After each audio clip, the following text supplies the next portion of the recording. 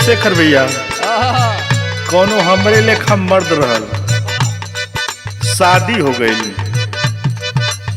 उमरिया लड़किया बड़ा कम रहल, हम तो खुश रहली, लेकिन लड़किया अपने भौजाई का कहले बा,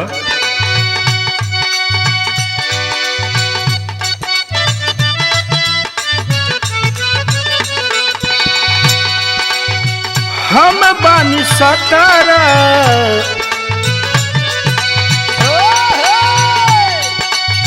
हम बानी सतारा बलमुआ 23 साल के,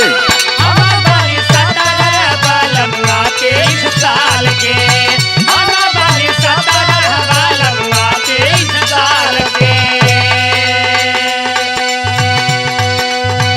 भौजी रे जवनिया राखी खतरा में डाल के, भौजी रे जवनिया राखी खतरा में डाल के, भौजी रे जवनिया राखी खतरा में डाल के।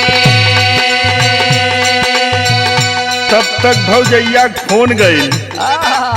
कल का हो एसी के मजा लेत जाऊ, तो कहला ए भौजी का बताई, हम एसी से देसी हम कष्ट में बाटी, तू कहले का बा, हम बानी सतारा बलमुआ 23 साल के, हम बानी सतारा बलमुआ 23 साल के, हम बानी सतारा बलमुआ 23 साल के। भौजी रे जवनिया राखी खतरा में डाल के, भौजी रे जवनिया राखी खतरा में डाल के,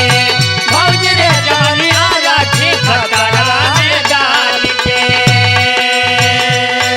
केतनो होई नीमन तब, केतनो होई नीमन त सुतैबे करिनू, केतनो होई नीमन त सुतैबे नु करी, इतना फर्क बा उमरिया में, इतना फर्क बा उमरिया में, कमरिया त दुखैबो नु करी, भारत का उमरिया में कमरिया त दुखैबो न करी, कितना भारत का उमरिया में कमरिया दुखैबो न करी। खड़े हमरो रोवा रोवा हो जाता खड़ हो, हमरे रोवा रोवा हो जाता खाड़, हमरे रोवा रोवा हो जाता खाड़।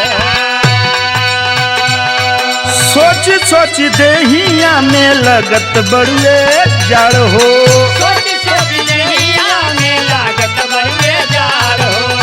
सोच सोच देहिया में लागत बड़ुए जार हो।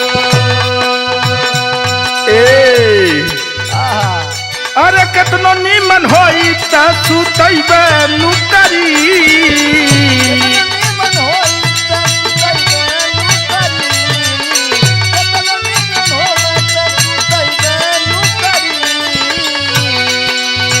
केतनो नीमन होई त सुतैबो नु करी, फरक फरक फरक इतना फर्क बाऊ मरिया में, इतना फर्क बाऊ मरिया में, कमरियत दुखैबो नु, इतना भारत का उमरिया में कमरिया दुखैबो न करी, इतना भारत का उमरिया में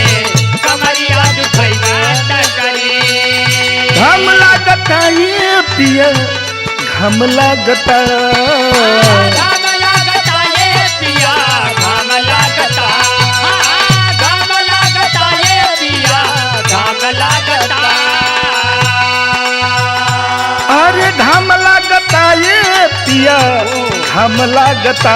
तू त पहरा में करे लयरा, तू त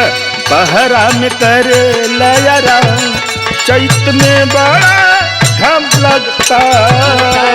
हरा में करे लाया राम, चैत में हमारा घाम लागता,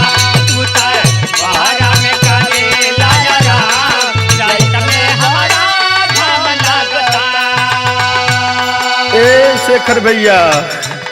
तू परेशानी ना पुजारी भैया समझत हवा केहू के तू त लुधियाना में करता ड्यूटी तू त लुधियाना में करता ड्यूटी तू त लुधियाना में करता ड्यूटी पछुआ कहवा मोर बिगाड़ देला ड्यूटी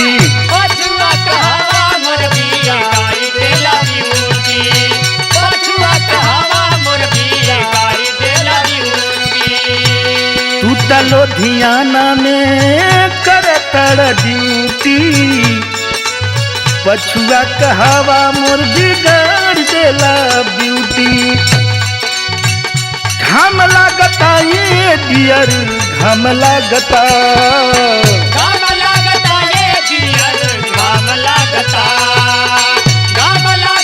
ये डियर घाम लागता घाम